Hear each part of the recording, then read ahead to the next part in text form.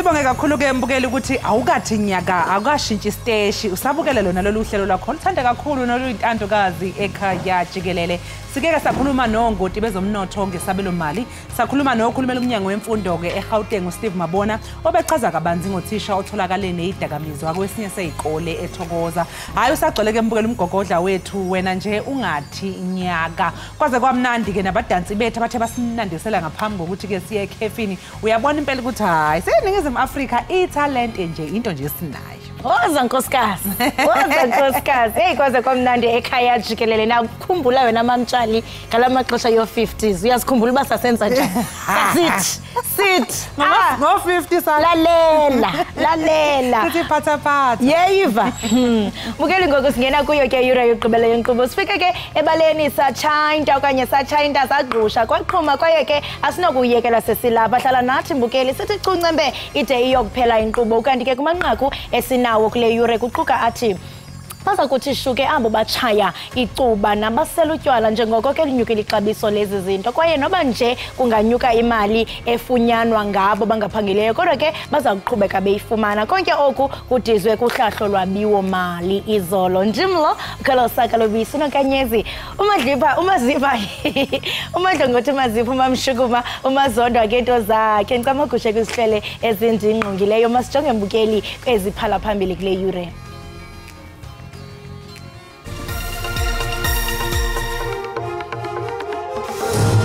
The budget review details the good progress that has been made in these areas over the past few years, but obstacles remain. Bazothola kanzima ababhema ugwayi nalabo abaphuza utshwala njengoba yenyukile intengo yalezi zinto kanti nakuba ingenyukanga imali eholwa yilabo abangasebenzi kodwa ke basazoqhubeka nokuyihola lokho kuvele ngesikhathi kwethulwa isabelo mali izolo.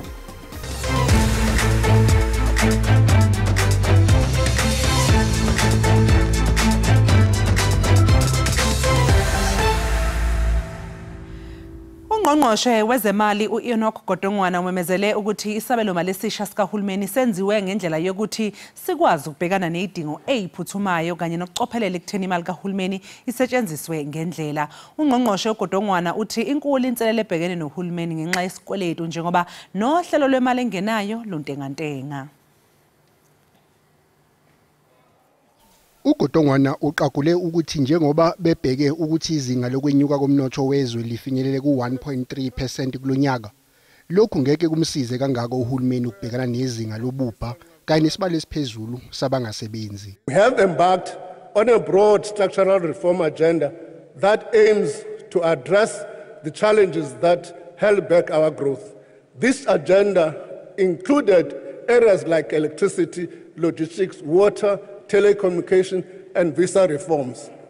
The budget review details the good progress that has been made in these areas over the past few years, but obstacles remain. Ngokwezinkomba kwehle ngezinga eliphezulu kakhulu ukuqoqwa kwemali okufanele ingene esikhwameni sikahulumeni. Okube umthelela omkhulu walokho kubangelwe ukufadabala kwenzuzo emkhakheni wezezimayini nakumkhakha wezimboni zokukhiqizwa kwendwangu. Ayisaphathwa yenkinga yokucisha kogesi okuyiyona ewumthelela omkhulu ngeinselelo eyibhekene nohulumeni. Ihhovisi lomgcini mafa lithi enye ingwadla enkulu emahlombe kahulumeni yisikweletu abhekene naso nokuqagula ukuthi kusengenzeka senyuke ngenxa yenzuzo encane yemali engenayo uma kuqhathaniswa nezinga lemali ephumayo okudingeka ukuthi isetshenziswe uhulumeni. Giving you this money, we are going to experience sterilization costs. And because we are going to experience sterilization costs, we need to be compensated for that. And the agreement with the Treasury is that 100 billion will go back to the Reserve Bank so that we can pay for those sterilization costs over a period of time.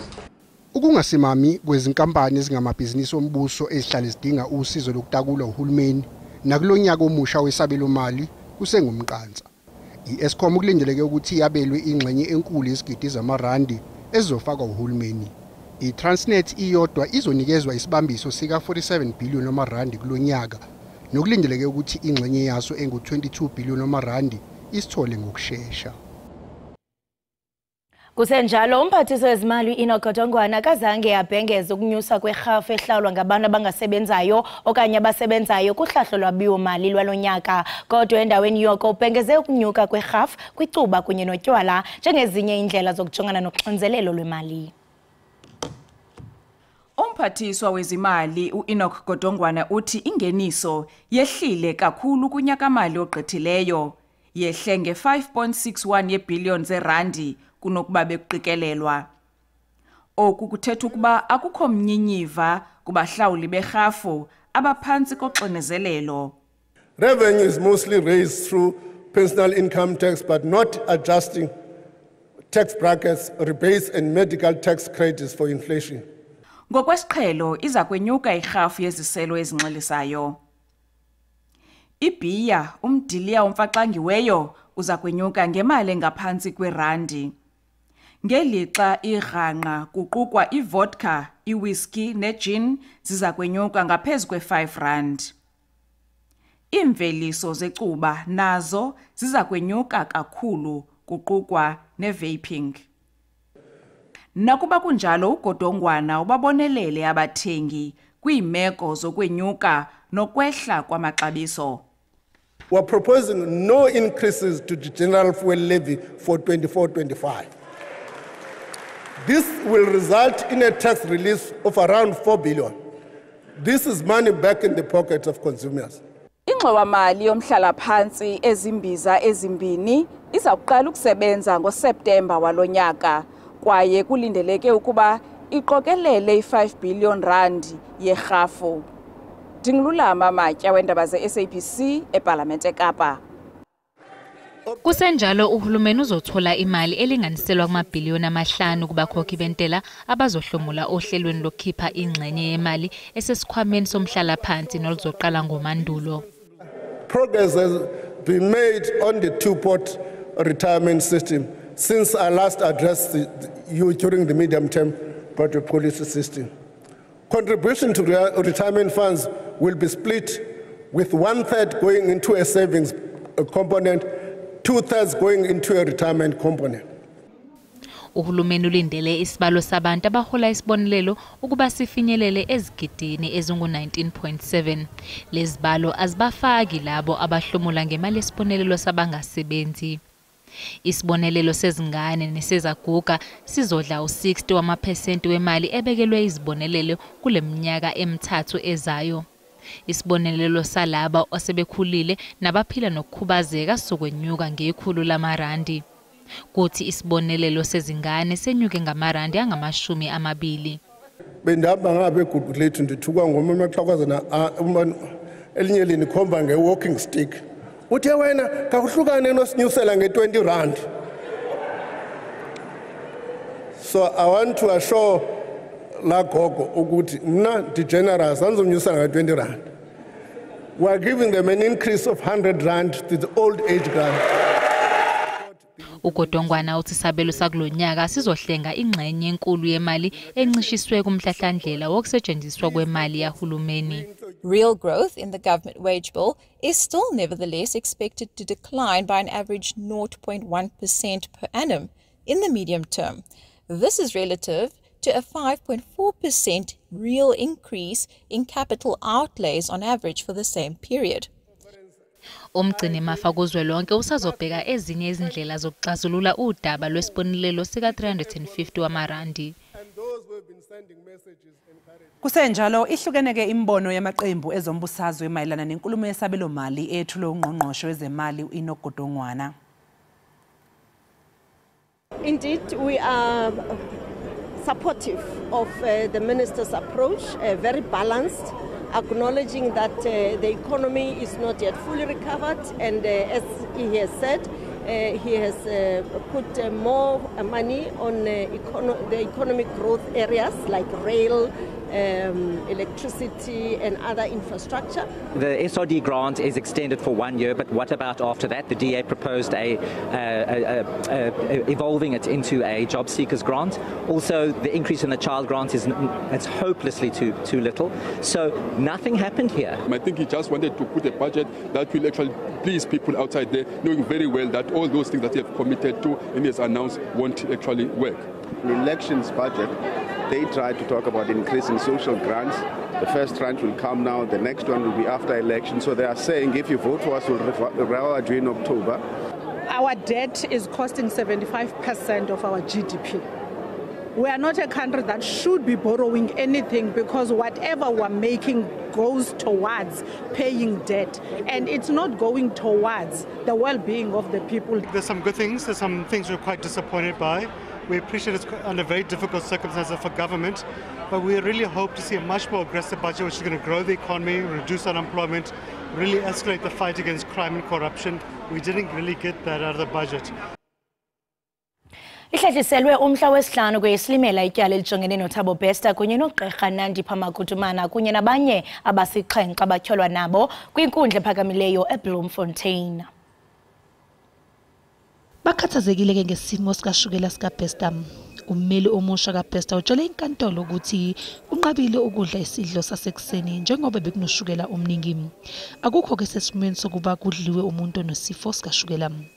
Ngalokho ke akakwazanga ukuphuza amaphilisi akhe ekuseni ngaphambi kokuba aye enkantolo. The issue is not him wanting to have the meal, Your Worship. The issue herein is if he does have that meal, my client is a diabetic, Your Worship, and the food that was provided to him will spike his sugar levels. They have not taken that into consideration. If they have, Your Worship, they will offer him food which would be consistent to giving someone who has diabetes. He has medication which he needs to consume. Unfortunately, he cannot take the medication because he hasn't consumed any food thus far. Ukuthandana ke ukujwayeleke ukuthi kubonakale enkantolo kubona akuzange kube khona. Udokotela ke uNandi Phamakutumana manje usewumsola wokuqala. Lokhu kulandela ukuhoxiswa kwamacala kwabasola abathathu ngesikhathi bevele enkantolo phambilini. Abathathu kwabagcina esitokisini bazoqhubeka nokugcinwa esitokisini. Kuthi ke bayisithupha bangaphandle ngebheyili baqhubeke nokulandela imigomo yebheyili.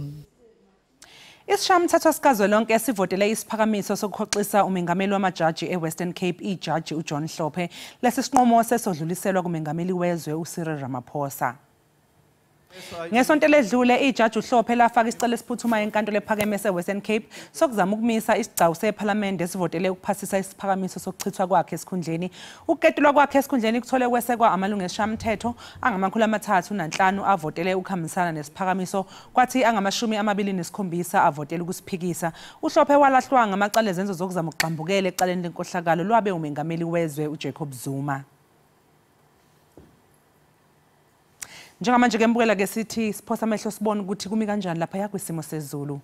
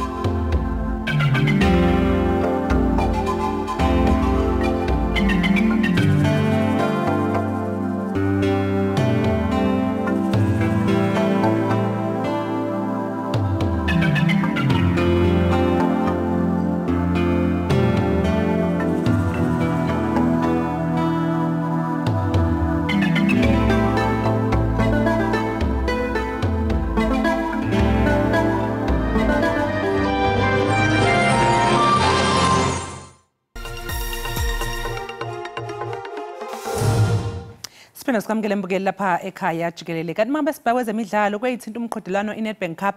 Isikhukhuna United izibekele indawo esigabeni esilandelayo emva kokushaya iHighlands Park sekushaya ama-penalty enkundleni yezemidlalo iDobsonville eSoweto izolo ebusuku. Lo mdlalo ke uphelezi ibambene ngegoli lagcina libekwe emlotheni. Umdlalo weNapoli neBarcelona uphelele amaqela entanganye ngenxa kwelinye kumacala amabini kumdlalo weChampions League izolo.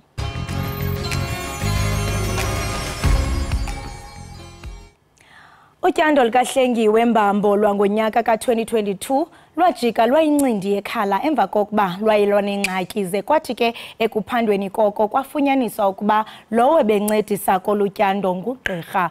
Oku ke kuye kwakhokhelela ekubeni uhlengiwe avule ityala kwaye ngoku sinxibela naye kwiqonga likaZoom. Masikubulise sikwamkele enkqubeni. Sanibonani njani? Siyaphila njani? Kanti ke mbukeli siyathanda into yokubana sixhobisa into yobana siye sazama into yobana siqhagamshelane nayo i-HPCSA kodwa ke yale ngelithi ayikakabikho kwisigaba sokuba yenze udliwano-ndlebe nathi. Hlengiwe, ndiyafuna into yokubana nje usixelele ngezi ziganeko ezakhokela kwi-surgery kunye neziphumo zale surgery.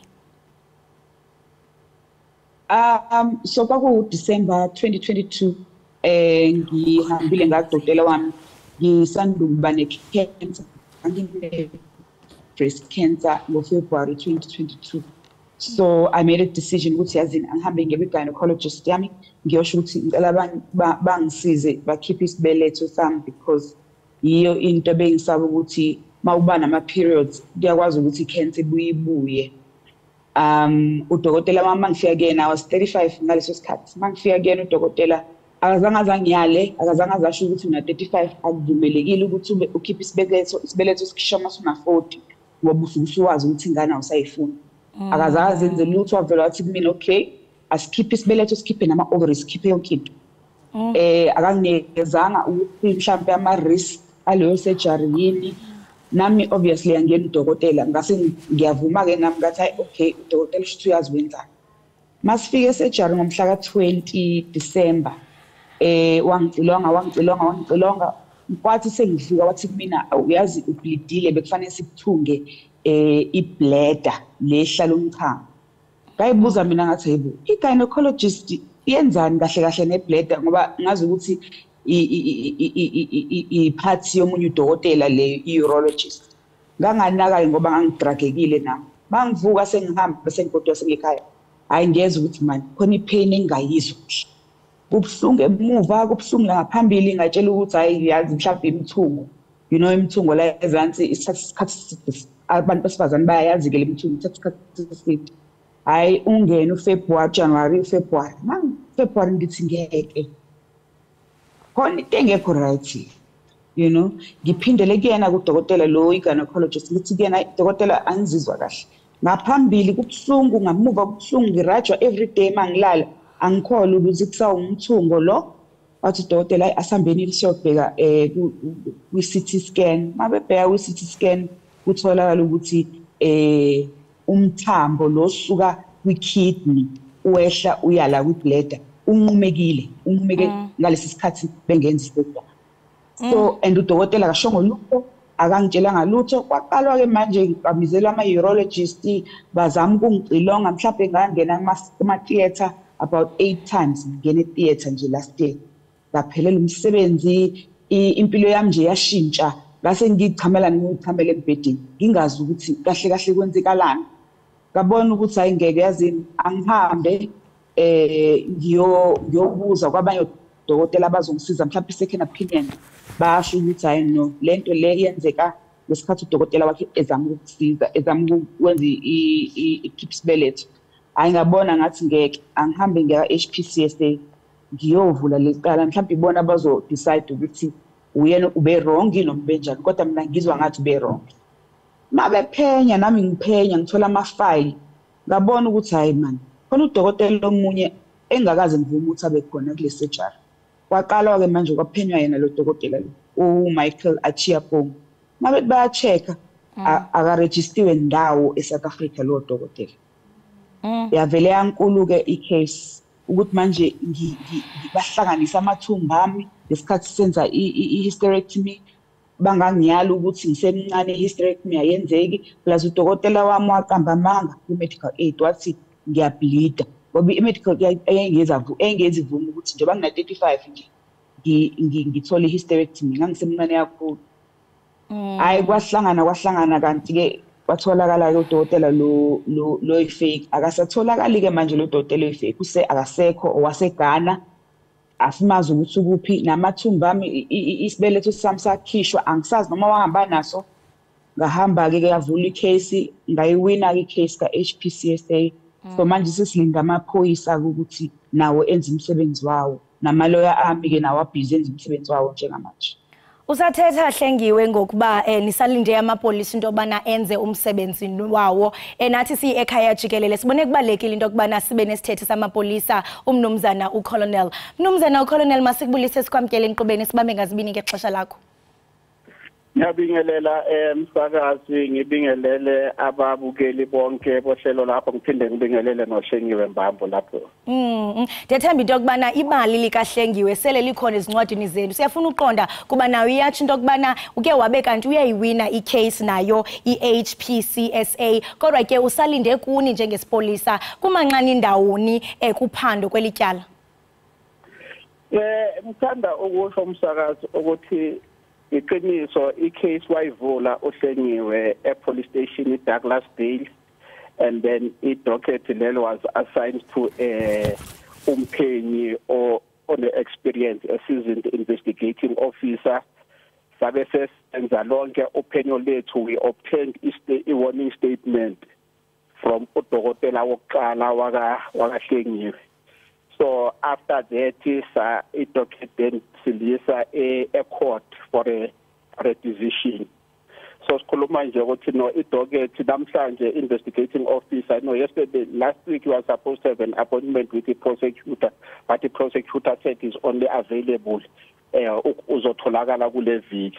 So ngiyazi ukuthi namhlanje une appointment nayo i-prosecutor so i-prosecutor or NPA bazothatha i-decision what will be happening going forward.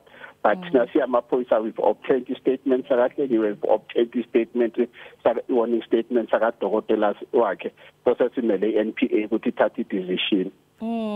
Uyatsho apho Hlengiwe into yokubana wenze amanyathelo okuqinisekisa into yokubana ngenene nangenyaniso ingaba yonke lento yenziwe ngudoctor oyi-fake. Ingaba mhlambe singabona kubanjwa umrhanelwa malunga nesityholo sokuzama ukubulala kunye nokuzenza umuntu ogqirha.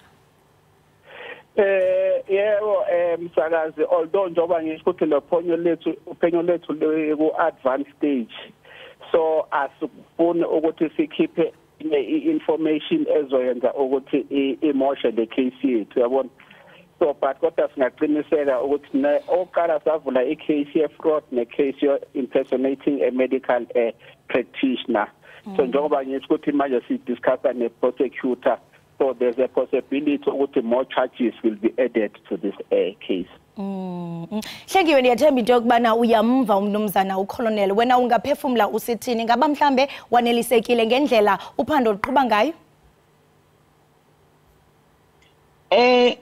For now ngiyanelisile ngoba bebethe kumina bafuna ama results e-HPCSA aphumile kama results e-HPCSA bamtholile udokotela wabo guilty so nami sengibheke emaphoyiseni ukuthi enze lawo ma-arrest afanele enziwe because ngeke ngafunda ukuthi kuma-bill of rights ngaviolate-wa kahle kwaba khona umuntu wesilisa engamazi ongithintayo yabo i-violation ongayazi leyo namanje nje ngibhizi ngilwa ne-depression ne-post-traumatic stress because into eyenzeka kumina so ngithembeke kakhulu emaphoyiseni ukuthi enze emsebenzi wawo oncomekayo. Mnumzana uColonel uyamva uthi eyona ntembeko uyibeke kuni njengamapolisa ningakwazi into yobana nimqinisekise into yobana ubulungiswa uza kubabona uye uHlengiwe kwaye ndiyafuna uqonda into yokubana ingaphe ngawaphi amanyathelo athathiweyo uqinisekisa ukuthembeka kweenkqubo zonyango kunye nokuthintela iziganeko ezilolu hlobo kuba iziganeko ezilolu hlobo zichaphazela kakhulu umuntu ozafana naye uHlengiwe. msazi ngizothanda ukuqiniseka ukuthi mhlawumbe uThembile ohleliwe angavumelana nami ukuthi I think this week Monday if I'm not mistaken uye wahlangana ne-group commander yabaphenyi e-police station yase-Darasdale ukuthi bamnikeze i-feedback ukuthi no how far is the investigation. So engizama ukuchaza la ukuthi no siyakhuluma noHlengiwe siyamopha i-information ukuthi sesabe safikaphi singamaphoyisa so siyamnikeza i-feedback. And then lokho kwenzekile kusiphatha kabi nathi siyamaphoyisa. This is the case that sinikeza i-agent that it deserves i-case ebalulekile njengoba wazi ukuthi siyamaphoyisa we always attend to or prioritize ama-cases that involves women and children. So sizothanda ukuthi ukuthi akube bakhona abanye mhlambe abanama-case afana nalawo so bangathuli so they must come forward to us amaphoyisa so that sizokwazi ukuthi siwaphenye ama-case wabo.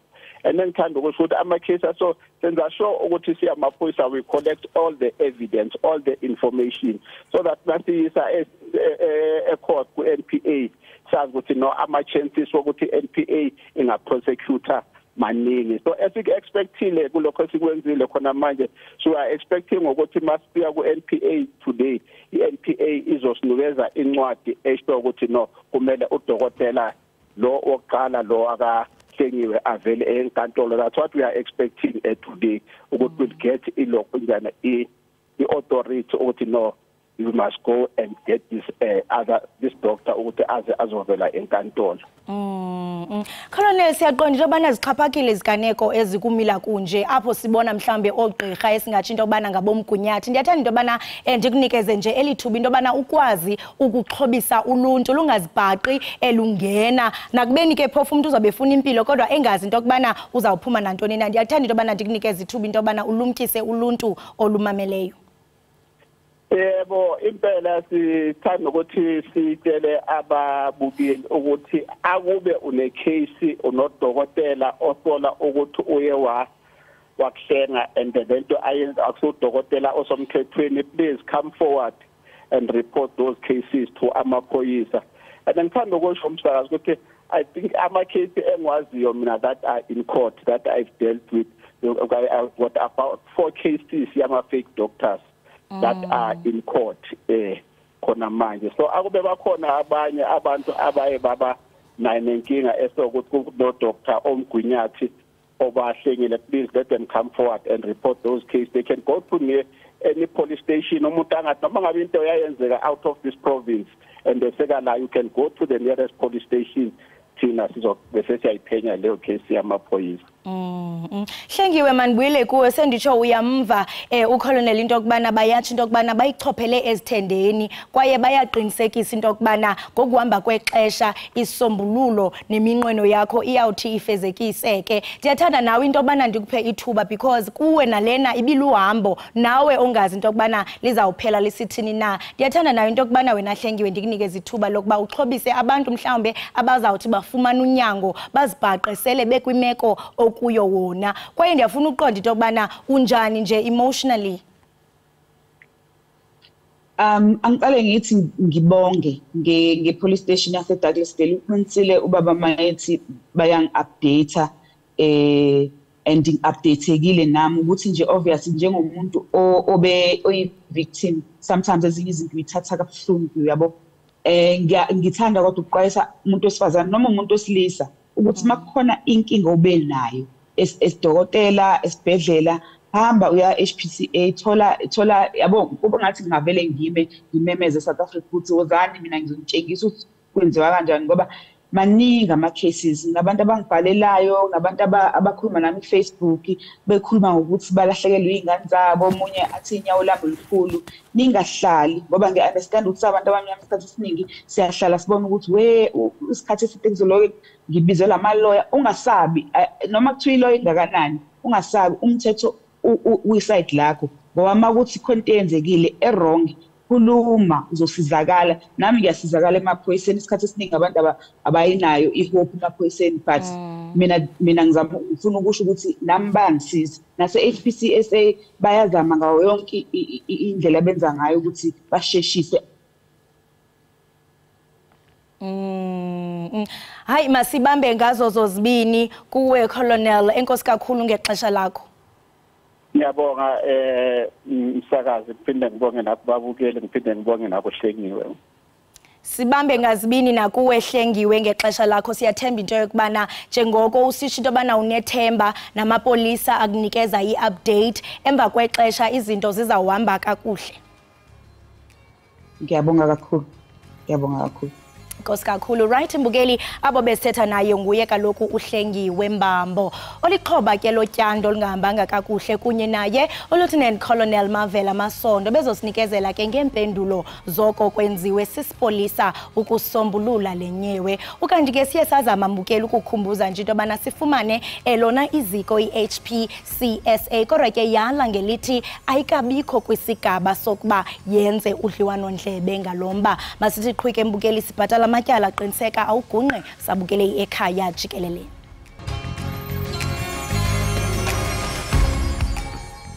Siphinde sikwamukele mbukeli lapha ekhaya Jikelele, sibonga kakhulu sisahlanganyele kanye nathi. Sekuleso sikhathi ke sesiqephu sethu sanamhlanje ubusazi na. Izolo ke bekugujwa usuku lwamazwe lolimi lwebele nokusuku olunikezelwe ukuqaphela ukwehlukahlukana kwezilimi namasiko nje emhlabeni jikelele. Umdidiyeli wethu ke uvuyokazi kafile usihlanganisele lo mbiko. Ubusazi nawo kuba usuku lwehlabathi lolwimi lwenkobe lubhiyozelwa rhoqo ngonyaka ngesuku lama-21 kweyomDumba.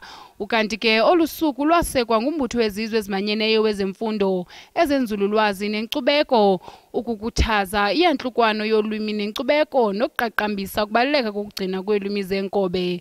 Olusuku ke mbukeli lukwaneenjongo zokwazisa uluntu ngokubaluleka kweelwimi zenkobe kwimfundo, unxibelelwano nokumanyanisa uluntu. Ulwimi lwenkobe lulwimi lokuqala umntu alufundayo kwaye ludlala indima ebalulekileyo ekubumbeni ubuntu, inkcubeko nokukhula kwengqondo. Ngelishwa ke iilwimi zenkobe ezininzi zisemngciphekweni wokuphela ngenxa yokudityaniswa kwezizwe ezithetha iilwimi ezahlukeneyo nokufudukela ezidolophini. Usuku lwehlabathi lolwimi lwenkobe lusebenza njengesikhumbuzo sokubaluleka kukugcina nokukhusela iyantlukwano yelwimi. Kanti ke mbukeli uxoxa nathi kabanzi ngalolu suku sixhumana ke ngohlobo lweZoom noBuyani Mdluli ongusihlalo wePan South African Language Board. Sikubingele sikamkele ke ohlelweni Buyani, sibonga kakhulu ke ngesikhathi sakho namhlanje ekseni. Ngibingelele ababukeli, ngibingelele nawe e-studio. Mhlambe mangiqale la ngokuqondisa ukuthi empeleni ngusihlalo womkhandlu wesizulu kazwelonke okuyisakhiwo nokho esingaphansi kukaPhansap, kodwa ke ngusihlalo womkhandlu wesizulu kazwelonke. Ngiyabonga nokuthi ke ngibe kulolu hlelo. Kubonga thina. Kungani ke sihlalo kubalekile ukuba abantu ngabanye bathola imfundo ngolimi abalukhulumayo noma abaliqondayo? Uma ukhuluma ngemfundo, ukhuluma ngento ewumongo wempumelelo yomuntu. Ulimi ke nalo njengoba lusemqoka, ucwaningo oluningi olenziwe lukhomba ukuthi abantu abaphumelelayo noma abafundi abaye baphumelele benze kangcono ezifundweni zabo yilabo abathola imfundo ngolimi abalincele ebeleni. Kusemqoka ke ukuthi uma sihlonipha lokho futhi sifuna ukuthi abafundi bethu baphumelele benze kangcono nasempilweni, kusemqoka ukuthi sihlonipheke ukuthi ulimi lolu abafunda ngalo ulimi abalincele ebeleni. Akubasazi ukuthi kuneyingqinamba kodwa kusemqoka ukuthi njengokucwaningo sengishilo ukuthi liyakuveza ukuthi uma ufunde ngolimi lakho lebele ngoba ilona oluwukhiye wempumelelo kwezemfundo. Ukungatholi ke imfundo ngolimi lwebele njengoba usho nawe ukuthi kubaluleke kakhulu, kunamthelela muni ke ekutheni kuthuthukiswe kwezomphakathi kanjalo nasemnothweni? Ukhiye wokuphumelela imfundo, isihluthulelo kwesalo ukhiye uma sithi imfundo, isihluthulelo semfundo ke ukuthi uthola imfundo ngolimi oluqonda kangcono. Imfundo ke ngoba iyona evulela iminyango ekusaseni lakho, iyona futhi okhula ngayo kona konke okwenzayo empilweni. Kusemqoka ukuthi isisekelo sawo semfundo usithole ngolimi oluqondayo ngoba uma ungazange uthole isisekelo kuyisona lesi engithi mina isihluthulelo sekusasa kuyimfundo, angeke ukwazi ukuthi udlondlobale ukhule empilweni. Imfundo ke ofanele uyithole uma uyithole wayithola ngolimi lakho oluncele ebeleni kuba lula nakwezinye izinto. Ucwaningo oluqhamukayo la lukhomba ukuthi ngisho nalaba othola ukuthi sithi ngolasemzini sebefundile izinga labo lokuqonda ulimi lwesingisi okuyaye kube ulimi othola ukuthi isikhathini esiningi balifunda njengolimi lwesibili noma lwesithathu liphansi kakhulu ngokocwaningo okukhomba ukuthi kukhona la kushoda khona okubiza ukuthi uma sibuka indlela yethu noma sibuka uhlelo lwethu lwezemfundo ngokubuka ukuthi iliphi ulimi abantu abafunda ngalo kufanele siqinise kakhulu ekuthaneni abantu bancela noma bathola ulwazi ngolimi abaliqondayo ngoba lokho kuba isisekelo kuyisekelo futhi kuyihluthulelo sekusasa labo la sebeqala khona bengena ekusebenzeni noma sebesebenza noma ikuphi-ke njengoba phela ulwazi asuke benalo abazosebenza ngalo ulwazi belithole ngolimi abalincele ebeleni okuyikona-ke into evula iminyaka eminingi. Yiziphi-ke iy'nyathelo ama-initiatives angathathwa ukuze phela qinisekiswe-ke ukuthi kutholakala imfundo ngey'limi ezahlukahlukene emhlabeni nje jikelele? Mhlambe ngizoqala ngibuke la eNingizimu Afrika. Uma ubuka umthethosisekelo isigaba sama-29 phansi kwesigatshana sesibili siqinisekisa ukuthi wonke umuntu unelungelo lokuthi afunde ngolimi okuyilona alikhethile noma ngolimi alincele ebeleni. Oqala lokho buye kube khona-ke inqubomgomo ezishaywa ey'fundazweni ngokweminyango eyahlukahlukene kodwa ikakhulukazi engiqondene nawo engibalula wona umnyango wezemfundo. Le nqubomgomo-ke iqinisekisa ukuthi uma ngabe kuhanjiswa iy'nhlelo zemfundo kubalulekile ukuthi indaba yolimi ibeke eqhulwini okusho ukuthi kufanele kubukwe ukuthi engenza isibonelo uma mhlambe sesifundazweni mhlambe sase-Gauteng noma isifundazwe lesi sakithi KwaZulu-Natal kubuke ukuthi iziphi iy'limi okuyizona ey'khulunywa kakhulu kubuke futhi ukuthi iziphi-ke iy'nhlelo ezingaba khona ezingahambisana nalezo limi ezikhulunywayo ukuze nemfundo ngokwenziwa kwayo noma ngokwethulwa kwayo ihambisane naloko ukuze isize abantu kuyibona abakhele leso sifundazwe ngokolimi nangokwemfundo. Kubalulekile-ke lokho ngoba uma uzothatha uzokwenza inqubomgomo yakho ungakubukanga lokho uzothola ukuthi ngendlela oyenza ngayo noma oyiqalisa ngayo ayibhekeli izidingo zabantu bakuleso sifundazwe ngokubuka izidingo zabo zezemfundo. Uma-ke uke wayigeja lapho sekobe konakele ebantwini abaningi ngokwezemfundo. Kubalulekile ukuthi kube khona lolo xhumano phakathi kwenqubomgomo eshaywayo ukuqaliswa kwayo kanye nezidingo zalento kusuke kufanele izuzwe ngaleso sikhathi leso. Kubalulekile futhi inqubomgomo yezemfundo ikhulume nomxoxisane nezidingo zolimi zabantu okuyibona phela abasemsalelo limi noma abadinga leyo mfundo leyo. Ukulondolozwa-ke kolimi kubamba liphi iqhaza ekuthuthukiseni ukuhlukahlukana kwamasiko nobuwena-ke sihlalo? Uma sikwamukela ukuthi ulimi lona oluwumongo wobuwena njengomuntu, sikwamukela futhi ukuthi bonke abantu uma sithi izilimi zabo zisho ukubona njengabantu kusho ukuthi kufanele sikwamukele futhi ukuhlukahlukana kwabantu kufanele iqiniswe ukwamukela kobukhona bezilimi ezahlukahlukene.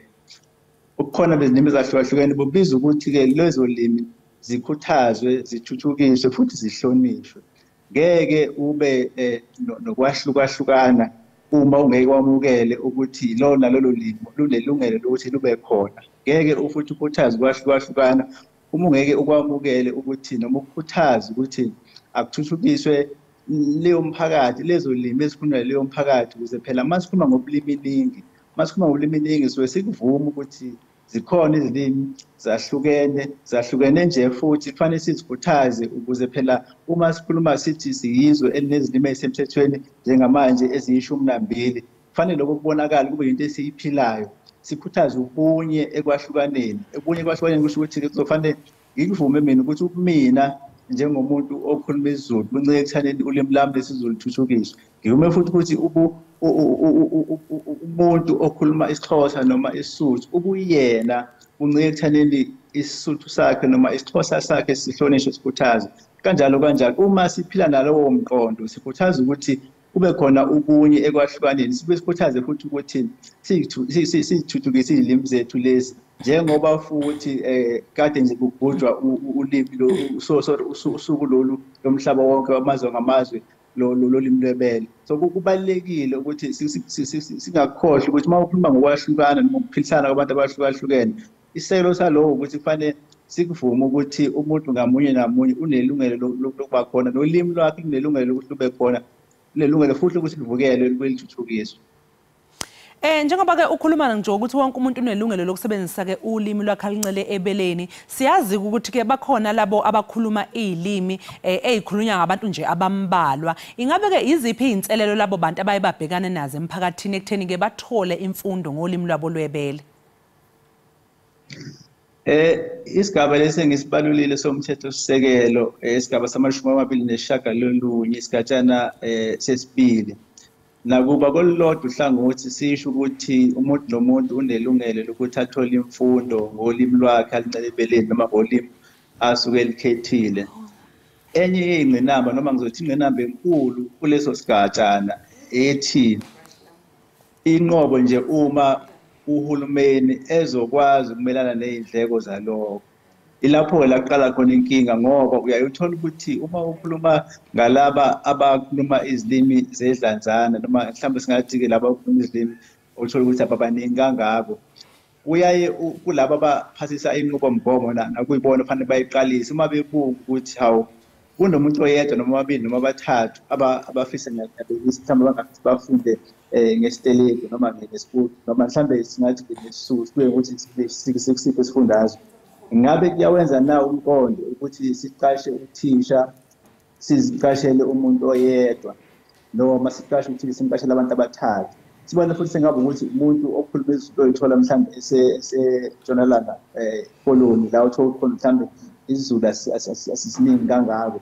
So inkinga ebhekana nabantu abakhuluma izilimi zedlanzana ile yokuthi nakuba umthethosisekelo ukuvuma ukuthi banelungelo ukuthi bayisebenzise, kodwa kuye futhi ufake into ethi uma lokho ngokwezindleko kuzokwenzeka. Ilapho okubuye kushayisane khona into oluthola ukuthi mhlambe ngokwesifiso nangokwenhloso uhulumeni ufisa ukuthi enze into enhle, kodwa ngezidingo ngqangi ezikhona ngey'ndleko kufanele mhlambe zithwalwe uma kwenziwa lokho. Uthola ukuthi ngenxa yesibalo sabantu abakhuluma lezi lezo kutholakala ukuthi kungasenzeki kahle hlenga kwezimfundo.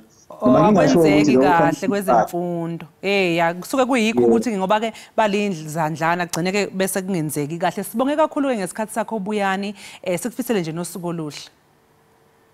Ngibonge kakhulu, ngibonge nangethuba ngilitholile. Siyabonga. Lo-ke mbukeli bekuwuBuyani Mdlulo, usihlalo webhodi elibhekele ukusetshenziswa kolimi kulelizwe, i-Language Board, okuyibhodi-ke elingaphansi kwe-Pan-SALB.